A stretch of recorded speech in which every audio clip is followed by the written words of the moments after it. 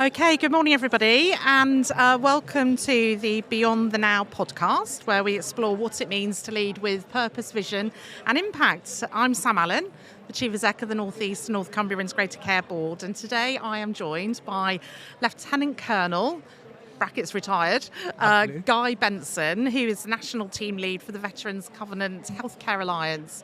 Good morning, Guy. Good morning. How are you? Great to be here, actually. It's amazing, isn't it? Absolutely amazing. Yeah. I have to say, we've just met for the first time, and I think probably you have the firmest handshake of anybody I've ever met, Guy. I'm sorry about that, Sam. Must be an army thing. It left a lasting impression. So today at Expo, during our podcast, we're going to be discussing transferable skills from the military into the NHS. And I think really what we can learn from the military in developing our own NHS leaders. We're going to be talking about leading in challenging environments. I know, Guy, you're not going to be able to share with us everything that you've done from a military perspective.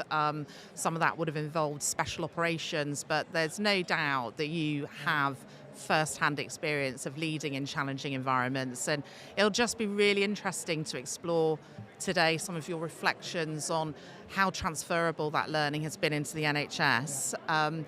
And also thriving as leaders, I think hugely important. I think that leaders need to pay attention to themselves. So how can we best prepare our leaders to thrive and to support them? And I think perhaps when they have been leading in challenging environments, what we can do to support our leaders better. So we've got about an hour. I know we've got a lot of people here today. It's funny looking at you all in your headphones. Good morning. I am reliably informed that on the Confed app there is a Slido button, and there's the ability for you all to submit questions as well. And as we get on through our interview, I'll be checking what questions we've been getting back from the audience, Guy. So let's get going, Guy.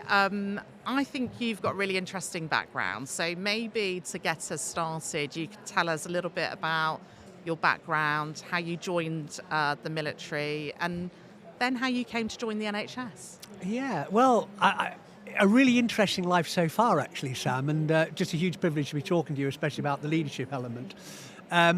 So I want to rewind 40 years, actually. I was a 15-year-old lad, not doing very well at school. I got caught breaking and entering, stealing cars, and I was frog marched down to a court, and the judge told my parents, basically, Guy is going to have either a life of crime or he can do something with his life and join the army.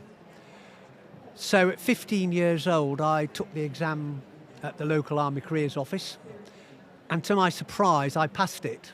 And at 16 years old, my parents dropped me off at the Army Apprentice College in Harrogate. Right. And that was the last I saw of them for 2 years. Gosh. So I then embarked on a 2-year apprenticeship. So a combination of education, military training, and indeed technical training as well. So at the end of that 2 years, and at 18 years old, I was posted to my first field unit. And that unit was responsible for communications for NATO, predominantly in Norway. Mm-hmm. So I spent the next 4 years in and out of Norway doing Arctic warfare and Arctic survival. And for some reason, I did quite well. And so I was promoted very quickly. So at 21, I'm now a junior commander, a full corporal. And I thought, this is great fun. And then Did you say that was your first management job?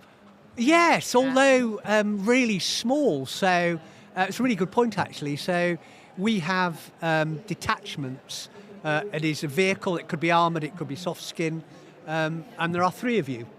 One is a corporal, one is a lance corporal, one is a private soldier. So that was my first experience of leading men, as it was then. Looking after my vehicle, looking after their health and well-being, providing communications for NATO. So that was my first leadership task, really, I suppose. And from there, I did a specialist course and deployed to Northern Ireland at the height of the Troubles.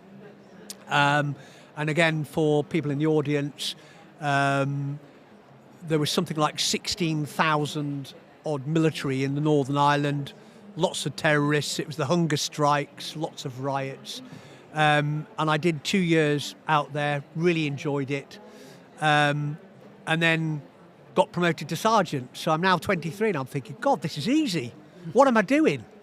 So I think I was a natural. And the one thing I haven't mentioned, and it's probably helpful from an NHS perspective, along that 5-year journey, I was doing leadership training supported by the military at every rank, interestingly. So continuous professional development, taken out of the army to do training and then back into the army. Anyway, I then got posted to Germany, which was great fun, and it was providing communications for Chinooks, which was great. And then I got earmarked for fast-track promotion. I don't know why, I was just lucky. Right place, right time. I did a Yeoman of Signals course, which is a communication manager, telecommunications, not comms and engagement. And then, having done that course for a year, I managed to get a HND, first real qualification I've ever had in my life. I couldn't believe it. How did that feel? Yeah, proud, actually. My parents came round to start liking me, actually, which is really interesting. And then I deployed to the 1st Armoured Division, so an armoured headquarters. And we were getting ready to deploy to Iraq, Gulf War I. Unfortunately, I got promoted to warrant officer and went to the Royal Military Academy, Sandhurst, to train officer cadets, while the division deployed to Iraq. So I was very irritated, I have to say, to miss out on an operation. Yeah. But life goes on. 2 years later, I went back to Northern Ireland to do a specialist job. And then again, for some reason, got commissioned. So, private soldier, I'm now commissioned. And to cut a long story short, I then deployed to the Falklands for a year, not during the conflict, I might add, as the Force Communications Officer. From there, I went back to Northern Ireland, which was my speciality, to do some stuff for 4 years, actually. And then I was promoted to Major and commanded a squadron of 150 men and women at our training school in Blandford Forum, Blandford Camp. I then was promoted, posted out to Rome, Italy. That's an unusual posting. It's a very unusual posting, and I have to say, it sounds idyllic, doesn't it? Mm-hmm. But for me, I want to be in the thick of the action. So I spent 6 months in Italy, and then I worked my ticket to get out to Afghanistan. And so I deployed to Afghanistan for a year, which was great fun. And then I was posted back to the Ministry of Defence in London, and I was on the Afghanistan desk, which was my speciality, and then, of course, the Libya desk. And I remember there was a job role came up in Libya, and I asked if I could go, and I was told, I'm sorry, but the pen is mightier than the sword. And so I resigned my commission at 53, which, on reflection, was probably a little bit silly. Mm-hmm.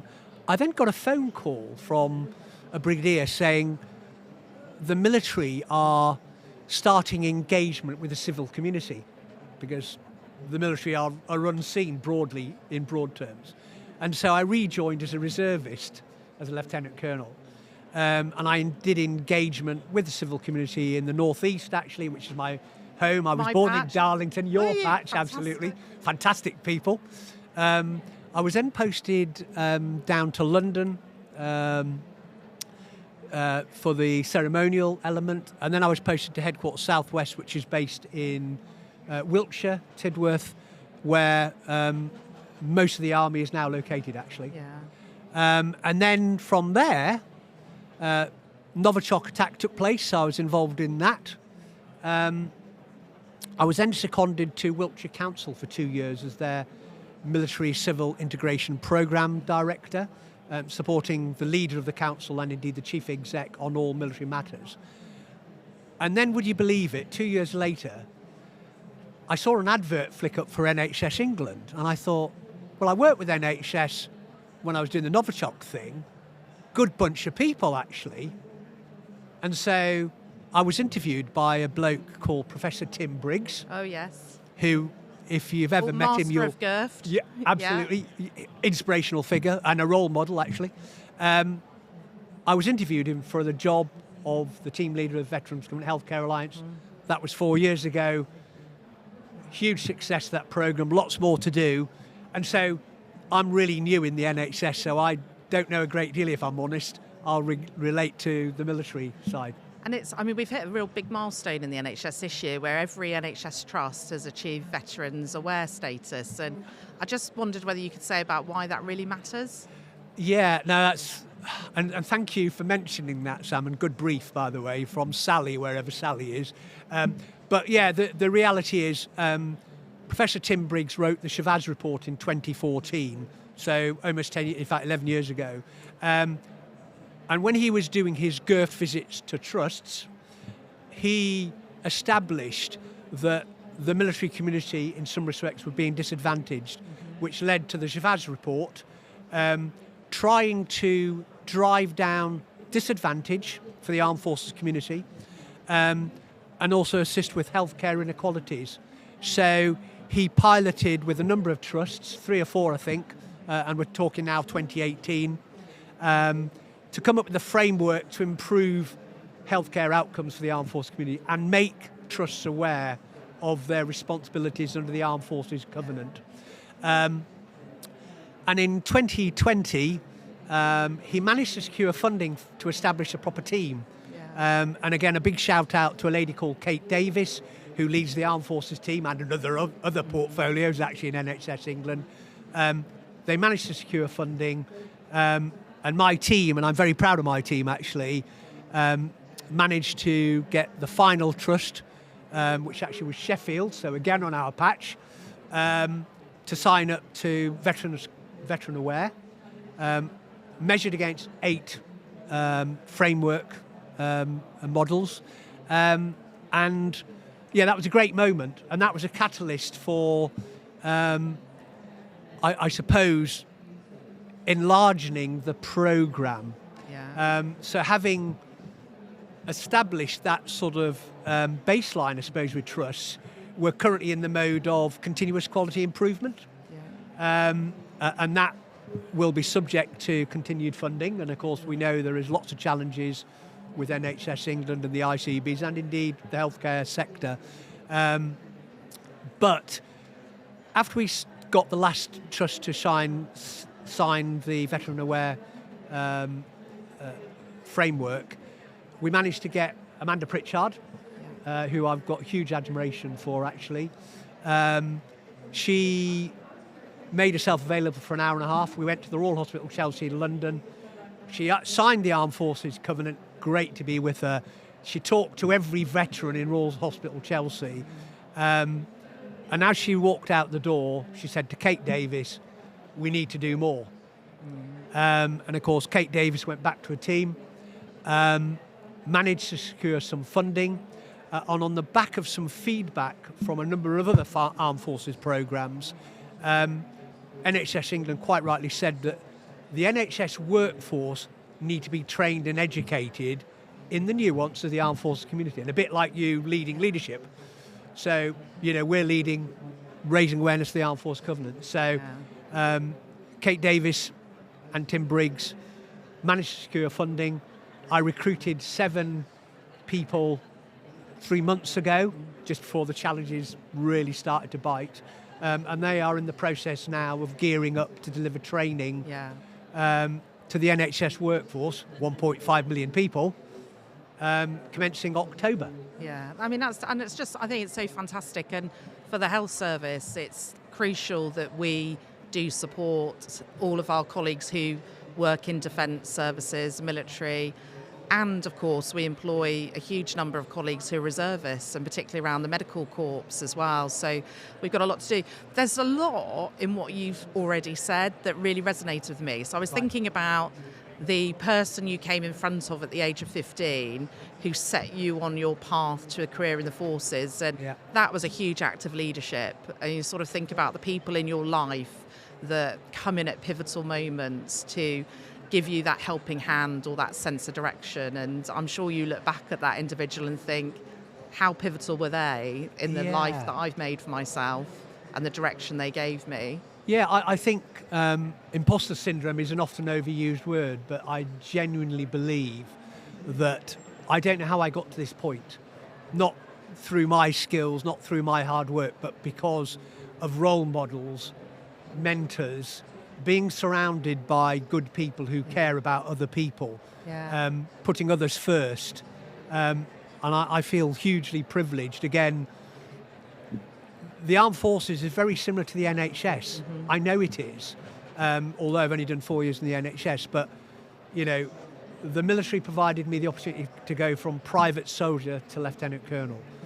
The NHS is doing a similar sort of thing.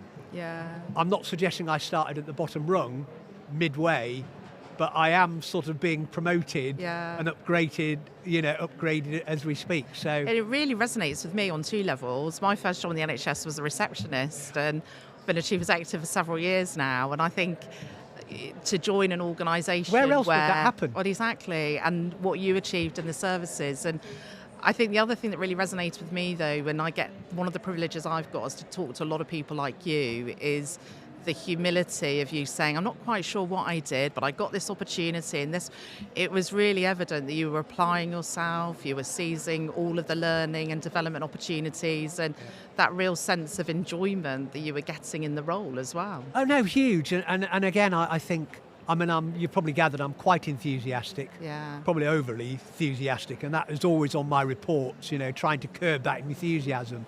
But like the NHS, the military want to give back. It's a life of service. This isn't a job. It's an absolute vocation. And at the centre of it is the patient. And I think sometimes it's very easy to forget that. And I'm not talking about someone on the front line, but mid-range management. I think, you get into programmes and it's all programme management speak. But I always pinch myself and say, why am I doing this? And that is really important. And I always, mention that to the team. And again, I think I'm really lucky to have a fantastic team. They make me look better than I am. I'll tell you that now. And again, that team, bunch of healthcare professionals. I've got a chief nurse working with me. And normally when she tells me what to do, I get on and do it, actually, because she knows the score. She's a scary woman. And the left of ARC, I've got, someone who was a receptionist and then is promoted and got there. Some have been in commissioning, middle management, training for the NHS. And I've got a whole host of veterans. Some are private soldiers. And in fact, a big shout out to a bloke called Greg Stevenson. Got his MBE yesterday. He's a double amputee from Afghanistan. He was a private soldier 10 years ago. He joined the training team, 3 months ago. What an incredible journey. And an MBE for rowing in the Paralympics. Amazing. Fantastic bloke. I mean, you cannot fail to be inspired by people like that. And they are a great bunch of people. And every morning I wake up thinking, what a great job. What a great organisation. I know people might argue it's institutionalised. I get that. Do you know what? I'm comfortable with that. I like to know what I'm doing when I'm doing it. Absolutely. And I think, none of us would say our organisations are perfect, far from it. And we've got a lot to learn. I think from your experiences, I just wanted to kind of dig in a little bit to where you think the transferable learning is from being on operations, active service. So you talked about a tour in Afghanistan, and we know sadly many lives were lost there, and you've talked about your colleague, double amputee, who's gone on to achieve great things in sport, lots of sacrifices made, and it's hard to envisage being in the heat of the moment, the adrenaline, the cortisol, everything running through. I have heard colleagues who've had similar experience talk about sometimes in the health service with the pressure on emergency departments, hospital services. If you're at the cut and throat edge of operations, actually, where do we give people the respite? It's that sort of sense of always being in the thick of it. And yet, I think the Army's pretty good now. They've learned a lot over the years about the importance of rest and recuperation, and supporting people. Where do you think we can learn from that experience? That's a really important point. In terms of them transferable skills, and again, I just want to highlight actually that when I was in Afghanistan, 45-degree heat, taking incoming fire, I was in my element. Sitting here now in front of a chief exec and an audience is a little bit more nervous for me, so I'm out of my comfort zone. So that's the first thing I wanted to tell you. And again, I want to do a bit of myth busting here. There's a narrative around the mean, bad and sad about the armed forces community. I don't think anything could be further from the truth. And yes, we have people who've got PTSD and complex PTSD. But I relate to that being in a comfort zone and operations. That's what you are trained to do. And you come back, there is a decompression period. There is R&R, there's a month leave, and you then get back into the swing of things. If you are a member of the front line in the NHS, blue light services, it is absolute constant.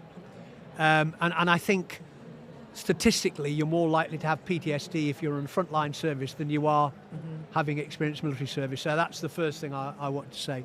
A bit like the NHS, the Army has values and standards, and I live my life by them values and standards actually, and I know that most of the NHS do, but I thought I'd recount them first because I think that might be quite helpful to set the scene. So, from a military perspective, courage, that's both physical and moral, to do the right thing. Training and discipline, really important. And of course, doing the right thing always. Don't walk past something when you know instinctively it is wrong. And all these are transferable to the NHS, right? So I'm not telling you anything you probably don't know. I mean, a great leader always told me the standard you walk past is the standard you accept. Yeah, absolutely. And the next one is discipline, vital at all times. And again, there is an absolute connection with the NHS. And I have to say, discipline controls fear. And, I can't think of being a surgeon in an operating theatre or a member of that team and things are going wrong. You've got to be disciplined, know what you're going to do next. And that's really important to get it right so that that person will hopefully live to a ripe old age. Respect for others, absolutely critical. And I think, Sam, me and you are very similar, right? You're probably more successful than I am, but you started at that bottom rung. I suspect everyone in the NHS can actually be aligned to you because you started at that level. And soldiers, because I started off as a private soldier and ended up as Lieutenant Colonel, I can have a conversation with a private soldier, but I can also have quite a strategic conversation with someone high up. And that, for me, is really important. So that respect for others. We need to be inclusive. And I think the NHS, in fact, I know the NHS is very inclusive. The military have got to do a lot more there. I think 13% is female. I know it's considerably larger in the NHS. The other thing I've learned very quickly, actually, everyone has a voice. And again, I always watch the quiet ones who don't contribute, because generally they're thinking things through and they've got an idea. And generally it'll be a really good idea, and generally you won't have thought about it. So my team, I always have a voice. Ultimately, I've got to make a decision, but actually people have got to give me advice, and then I make that decision based on that. A key one is integrity, really important. Be honest with yourself and with others. Loyalty, I'm a big fan of loyalty. You've got to be loyal to your boss, and they may make some unpopular decisions, but you've got to get behind it because we're in this together. And I think now, with the challenges we're under in the NHS, we're all in this. This is Team NHS. And the next thing I'd say is always team before self. Yeah. Really important. You are the last person you should be thinking about. Think about your team, because you'll get the most out of them, because they're the guys and girls who are going to make things happen. And selfless commitment, a really key one, really. Mates, mission first, always, and that is really important. And I think as we transit through this really challenging period, we've got to get behind the leadership and make this happen, and we're all in this together. So I think that's what I say in terms of standards, lawful, appropriate, totally professional. And everyone I've met in the NHS are pretty professional, actually, always professional. I completely agree with you. We've got 1.3 million colleagues. I think most people come to work to do the best job they can and support each other, and the NHS is just the most fantastic place to be. But equally, we've got work to do, and we've had Sir Gordon Messenger. You'll know yes, Sir Gordon absolutely. undertook the Messenger review with Linda Pollard. I was reading that last night. Yeah, and Sad. I mean, Gordon's an amazing leader, and I think one of the things we can really learn from the armed forces is, and you were sort of talking there about the values, the standards, is everybody who joins the forces gets inducted into the leadership way. It doesn't matter where you are joining, whether you're joining as a soldier or as an officer, you have a common set of standards. We don't have that in the NHS yet, but it is coming. So later this year, we will have a code of practice for managers and leaders, and it will have a common set of standards and competencies for every level of management and leadership. And I'm genuinely really excited about that as somebody who has long thought we need to professionalise management in the health service. Yeah. Because if you've got 1.3 million people, which is a team of teams, if it is going to be a team for the NHS, we all need to work to a common set of standards in the same way that you do in the military. Yeah. And absolutely, and I think there are standards in the NHS, I know that. And each trust has their individual standards, which I find it slightly complicated. Yeah. You know, I'm hosted by the Royal National Orthopaedic in London, Royal National Orthopaedic Hospital London. And the chief exec there is a guy called Paul Fish. He absolutely leads by example, actually. And, you know, we have our standards there, and I've already mentioned it, patient first always. And I expect whatever trust I should be, that is at the top of your, you know, list. Quality for all, trust, honesty, respect for each other. I mean, these are almost aligned to military standards, aren't they? So we're not far apart, actually, here. I don't think so, but you really have got pride in the military. And I do think across the NHS, those of us that work in it, we can flip-flop sometimes between a sense of pride to frustration, a whole range of emotions. We've got a new 10-year plan on the horizon, which will set out a new vision for the service, and it will require managers and leaders across the service. We're going to have to put our shoulders to the wheel, and we're going to have to implement it. It's going to require us to change, us to be brave and courageous to do some new things. How do you think in doing that we can instill hope and a sense of pride across the service? Because we hear a lot at the moment about the NHS, which is terribly negative. Yes. And it kind of infiltrates. Yeah, no, and I get that. And I think the NHS should not be beating itself up. That's my gut feeling, right? And again, this is where the military is slightly different. So I started off as a private soldier. If you are educated, you will generally start off as a commissioned officer, and you go through a process. There's none of this coming in as a major or a band 8, for example. You know, you go through the ranks, so you've done that training and education, professional development all the time. And this comes back to them values and standards. My wife will tell me I'm indoctrinated. Yeah. And I'm not saying that's right, I'm not saying that's wrong, but these trip off the tongue all the time, and I think that's what we've got to get with the NHS. In terms of the negativity with the NHS, I absolutely get, for every one bad news story, there are another 9 that are outstanding. Yeah. You know, and the NHS does some fantastic work, and you know, my next sort of point for my team actually is getting them out into a trust to see at first hand what's going on at the sharp end. Yeah. And that is really important. But I think there's a balance to be struck between bad news stories, and of course they're all over the press because that's just the press. I think they are negative. But I think reinforcing them good news stories to your staff is really important. And again, I as an officer, I used to wander around all the offices Thursday, Friday to speak to the men and women and say, what a fantastic job you're doing, actually.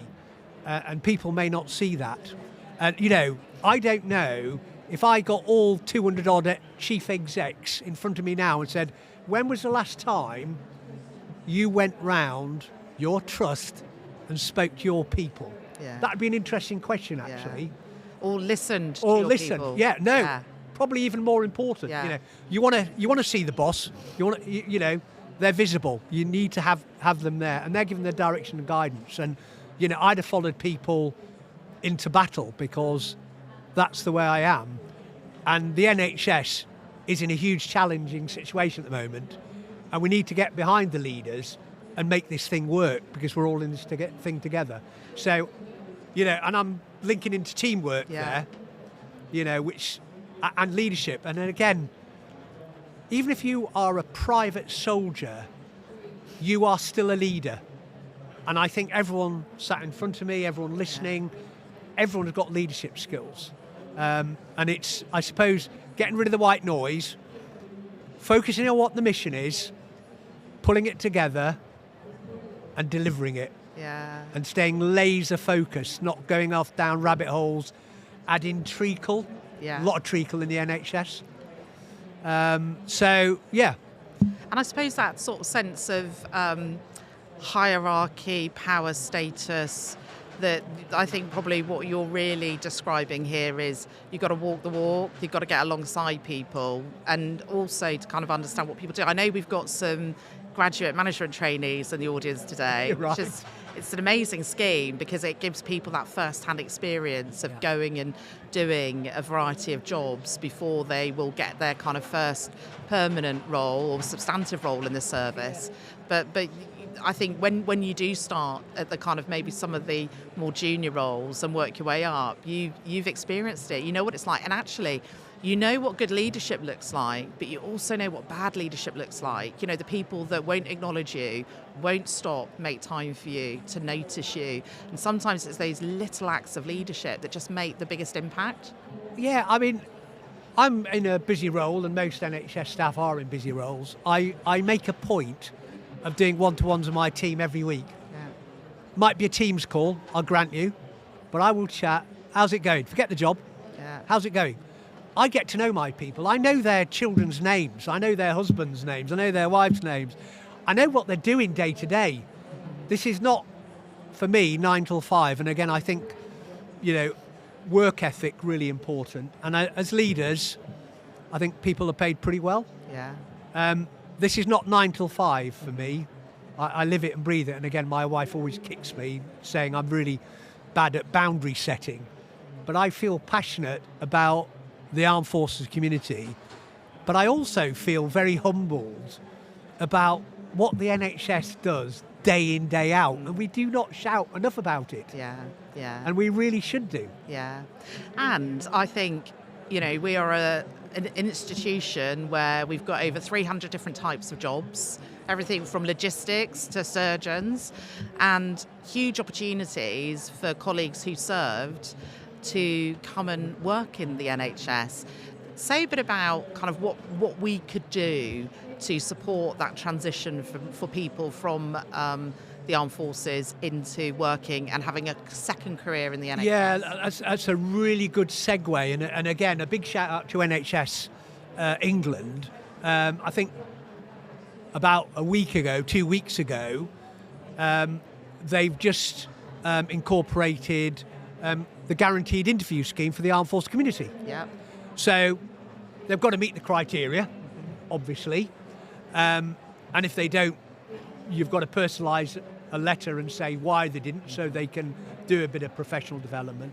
So, absolutely, I think NHS are making big strides, and in fact, certainly from a perspective of all them trusts that have signed the Armed Forces Covenant, one of the framework standards is, supporting the employment of the UK Armed Forces community. And by the way, when I talk about the Armed Forces community, I'm not talking about someone like me who's served. I'm talking about veterans. Yeah. I'm talking about reservists. A huge amount of reservists in NHS England, actually, a staggering amount. But I'm also talking about spouses. I'm talking about their children as young adults. So, and they've got skills that they will bring to the party, and hopefully some of the things that I'm sort of, regurgitating now. So NHS England is a really forward-leaning organisation, in my opinion. And indeed, there is another programme in NHS England that supports the Armed Forces community called Step Into Health. Mm-hmm. So, as a person who's just about to leave the army, transition, I can sign up to Step Into Health. I can get job interviews. I can get mentoring. I can get attachments. Yeah. This is brilliant. And that the NHS need to do more of that. And I know there are lots of gaps in the NHS in terms of manpower, isn't there? Woman power. There is, yeah. So I think we should make a concerted effort to try and get the armed force community more embedded in NHS trusts and indeed the healthcare sector. Yeah. So lots of things going on there. Absolutely. I was sharing with you earlier on that my father was in the forces. Yes. And very similar journey to yourself. And he always says to me, Sam, just employ people from the army and you'll be okay. That sort of real strong sense of what people have got to offer into the service. But I think that we've got the guaranteed interview scheme now. Yeah. Our ICB, we've got the Gold Award status, and in part driven because, probably a bit like Wiltshire, we've got a huge armed forces community and reservists, but also family and friends. And I think it is incumbent upon us, particularly the NHS organisations in areas of the country that do have a high concentration, that we absolutely have to prioritise this. Yeah, no, absolutely. And again, I want to sort of bust the myth of the army, and I'm ex-army rather than Navy or Air Force, but the military they're no longer shouty. Yeah. You don't get regimental sergeant majors or company sergeant majors shouting at you, telling you what to do. Every person in the military knows what the mission is, right? They know where they fit into that mission, and that is really important. And if they've got questions, they're able to ask them. And again, I think the NHS could learn a lot there as well, actually. I think we could, particularly around standardising things. Absolutely. So I think people often think the NHS is one organisation. It's over 200 organisations, all with its own set of policies, all with its own job descriptions. In my organisation, last year we did a big change process. We've got over 800 staff. We had over 600 job descriptions, which I just absolutely could not believe. If you look at Nissan, which is a huge employer just down the road, I think the whole of Nissan, they only have 8 job descriptions. So I think how do we simplify things and have a bit more kind of radical simplicity and common sets of standards? We could learn a lot from the forces. Yeah, we have a lot of roles in the military as well, if I'm honest. So I feel for the NHS there. But I think, what I would say is that, I'm hardwired to problem solve, and I'm 2 steps ahead of the situation, and that's just, I am hardwired into doing that. We call it in the military analysis, the mission planning cycle, and that's really important. In terms of... Give us an example of that, Guy. How did you approach today? How did I approach today? Right, well, I'll be honest. Sally's been holding my hand most of the way, if I'm honest. But I'm in a busy role. I have to say, last night, I quickly saw the sort of question set. So basically, doing what is the situation? How did it affect me? So what do you want from me? What have I been asked? What have I been told to do? So I'm analysing what the ask is, and of course I then sort of put all the questions on a sheet, in fact on an email. I then did a bit of a brain dump, and then this morning at 6 o'clock I fine-tuned that, and I'm doing that all the time. Any sort of issue, problem, etc. And this is the management and leadership training that you've kind of had going through the services around frameworks to apply to situations. Yeah, and again, I think in the military, and this is the challenge I think with the NHS, everyone has a badge of rank. Mm-hmm. Therefore, you know what training they've done, and you know where they fit in to the plan, whether that's on the battlefield or whether it's in barracks, and that's really important. And again, I think sometimes I struggle if I'm speaking to someone working out what band are they? Yeah. Do they have influence? Can they make a decision? Can they change stuff? And I find I struggle with that, if I'm honest. Yeah. I'm learning, because of course, I suppose banding in the NHS, in some respects, I know there's lots of bright people or whatever band, and I wouldn't associate that with a rank, for example, and there's some very good people who are forward-leaning, say, do you know what, Guy, I don't know the answer, and I can't make that decision, but I'll come back to you in 10 minutes. Yeah. And they'll come back to me in 10 minutes and they've got an answer on the next point of contact. So in that respect, it's good. But the military are at an advantage because they wear badges of rank. They've gone through a training cycle, command, leadership, management, as Messenger referenced.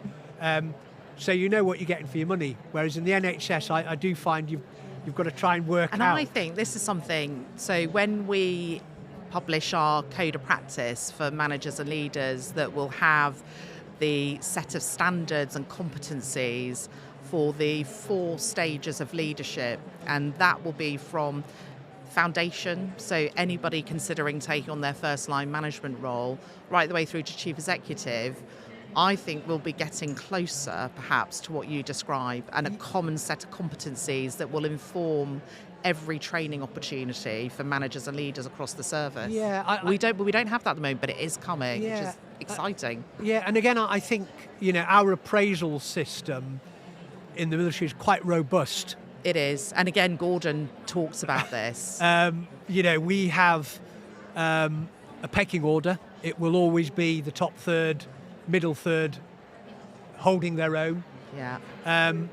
We don't really do that, I don't think, in the NHS. And again, I think in the military it's quite helpful because if you know your slot, you try to be the best you possibly can, whatever level. The high flyers will always be looking for the next promotion because, again, that's hardwired. It's hardwired, into me, it's hardwired into you because you wouldn't be where you are today if that wasn't the case. So I think them appraisals, and this comes back to that courage bit, you've got to be honest with people. I think you need to develop more here. You're really good at that. Yeah. But here you just do need... Messenger talks about this, the importance of feedback and appraising on performance, and it not being self-selected feedback, but multi-source feedback from direct reports, from partner organisations, giving real rich feedback back to individuals. Yeah, and it's really interesting, that 360-degree sort of reporting thing. I was asked to contribute to Professor Tim Briggs, and I thought, hang on, I'm pretty low down the pecking order and someone's asking me what I think about Tim Briggs. Now, it was all nice, by the way, because, as I said, he's an inspirational person. But I think we should do more of that.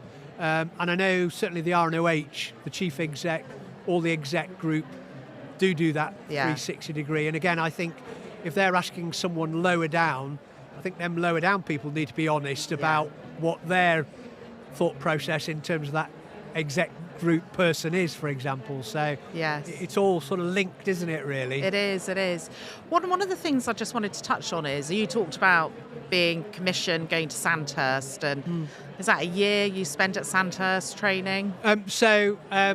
Because I joined as a private soldier, I didn't go through Sandhurst. Now, my wife is actually a professional army officer, very educated. Yeah. So went to Sandhurst as a direct officer Yeah. entry. Whereas for me, I went there to instruct young officer cadets in communications, battle planning, etc. So, and most of the instructors, as you'd expect, you'd have the best instructors for, we think the best officers in the world and the best officer school, actually. Well, I was just sort of thinking about the sort of in the military, you will get deployed. You talked about Rome and Afghanistan and Libya. You've been on many sort of active service and other duties.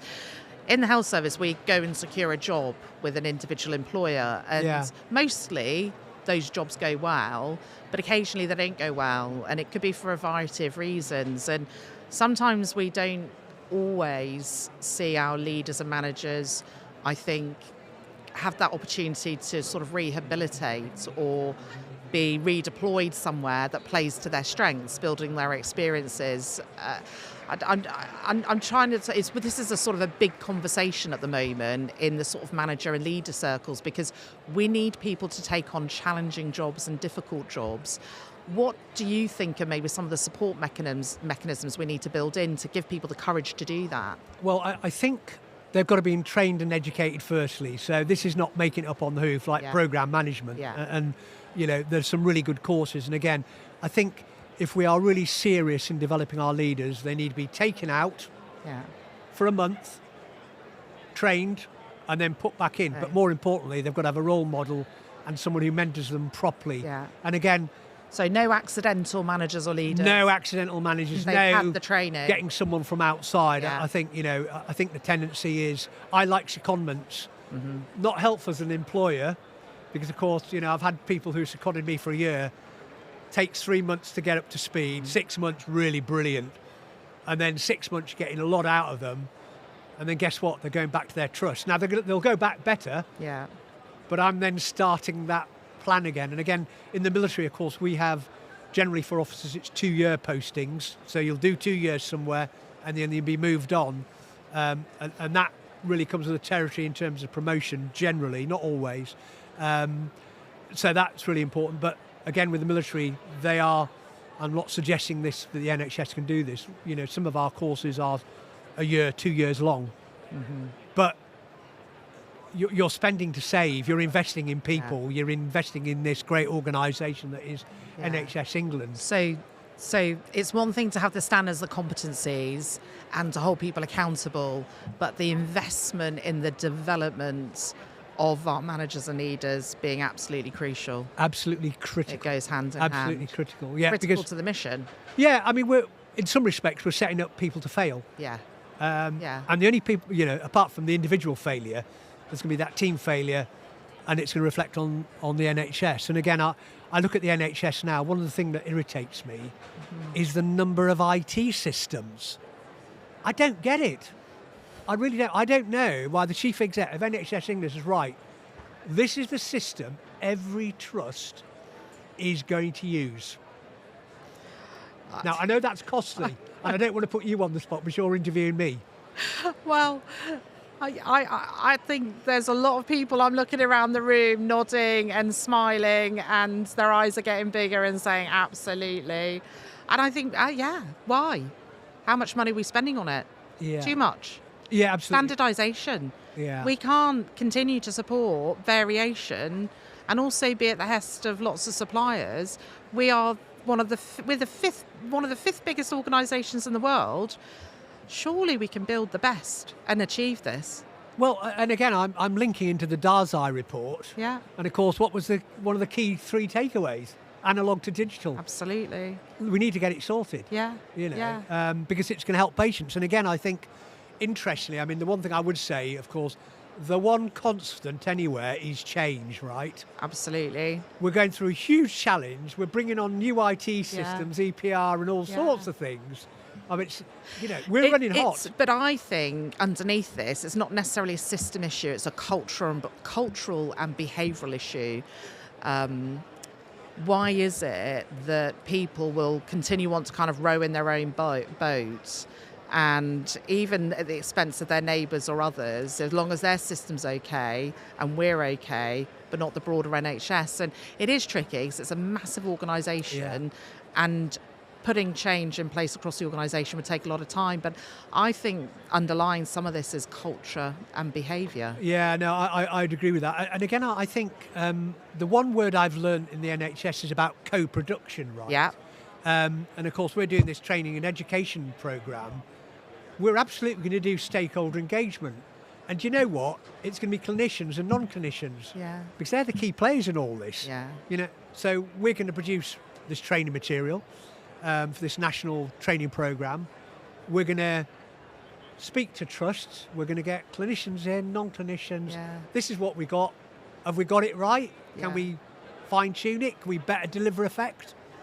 Always better to develop solutions with the people doing the work. You've got buy-in. Yeah. Straight away, you Yeah. know. Absolutely. So, Guy, we've got some questions coming in on Slido. Oh, so crikey. I'm going to do a quick fire round at you now. Yep. So, what would your advice be to your younger self?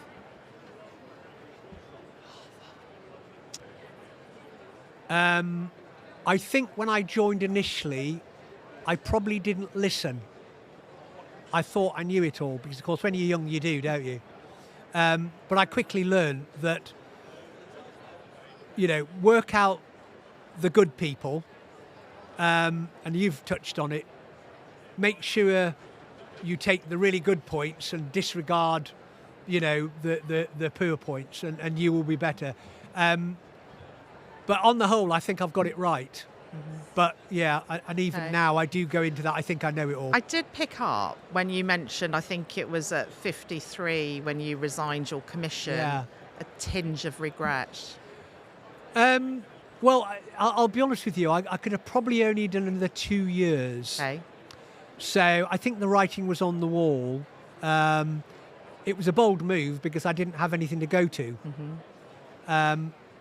But luckily, I'd made enough friends, contacts, leaders, you know, and someone rang me up and offered me this job. And so, that support network wrapped themselves around you. Yeah. So absolutely. Investing in those relationships. Yeah, and again, I think, you know, I've got a team that, you know, some of them have left, moved on. I dig out blind to make sure that they are looked after, you know, both in the team and more importantly, when they're transitioning to another job. Yeah. You know, and I think that's important. I wouldn't just cut them dead. So, you know, right, you go in, you're disloyal. No, that's not the case at all. Yeah. You know, so I think that is a really important thing. And it comes back to loyalty, working both ways. Yeah, absolutely. Really. Failure. We don't talk about it a huge amount as leaders, but we've all experienced failure. What have you learned from some of your biggest failures? I think I would go with gut instinct generally. Don't overthink issues. And there is a tendency to overthink things, go around the circle. But generally, and again, it comes down to that mission planning cycle. I'll do that automatically. I'll store it in there. I know what course of action I'm going to take to deliver the right effect at the right time at the right place. I know that instinctively. But of course, the next part of that process is speaking to the team. Anyone got any ideas? Oh, I hadn't considered that. Great. I'm going to just put that into my plan. Mm-hmm. So, you know, there's been times when I haven't listened to people. And actually, had I taken that on board, it might have been a very different outcome. So, and again, in the military, you've got to get the right outcome because you don't want to see soldiers being killed. And that is really important. Absolutely. So we've talked quite a lot about what the NHS can learn from the armed forces. Yes. What do you think the armed forces can learn from the NHS?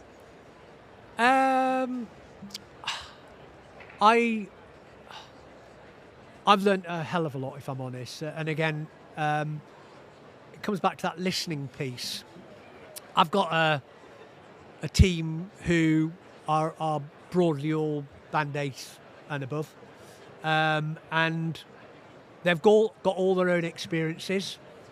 They absolutely put the patient first. Mm-hmm.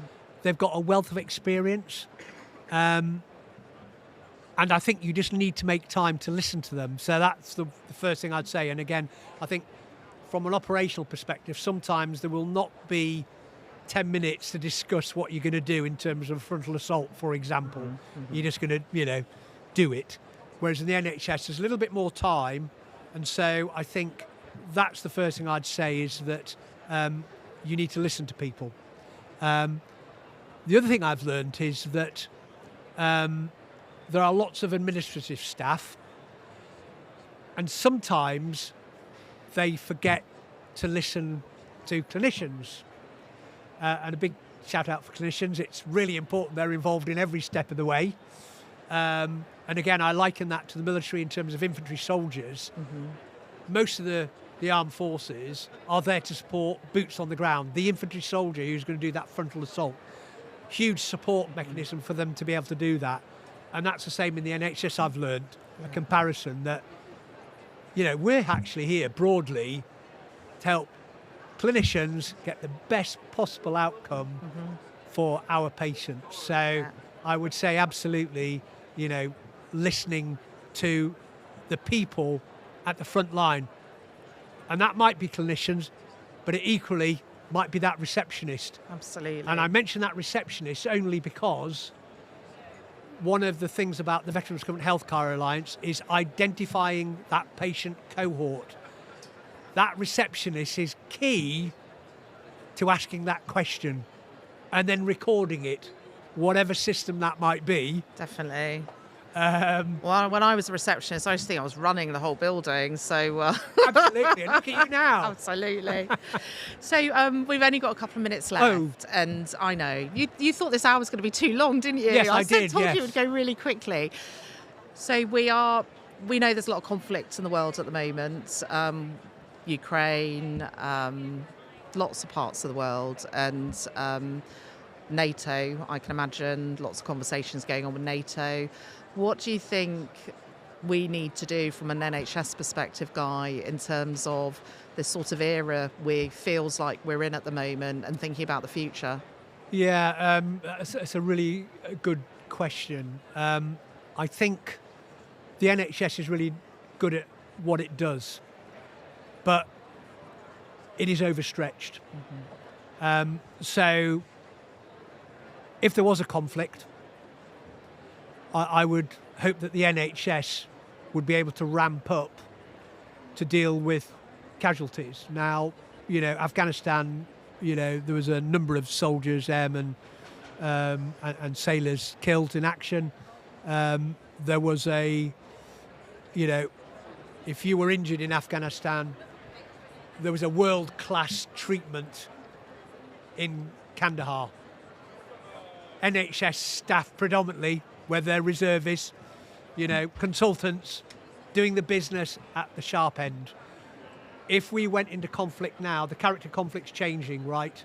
It's never been so dangerous, if I'm honest. You've only got to look at Ukraine, which is not actually on our doorstep, if I'm honest. So my advice to the NHS is that you've got lots of reservists. You need to identify them, because if the balloon were to go up, some of them may be grabbed. So I'd be looking at that. I think I'd be looking that if there was a conflict from Afghanistan, they'd normally go to Queen Elizabeth in Birmingham. But of course, there might be a lot more casualties if another conflict occurred. And therefore, that responsibility would be on the NHS as a whole, not just one trust. It could be 200 odd trusts. So I would be dusting off my contingency plans. Okay. So we've ended on quite a serious note there, but it really makes it real, and it makes it really real why things like the covenant and this active partnership and relationship between the NHS and military, it goes back over many decades since the inception of the NHS, remains critical and vital to the future of the nation.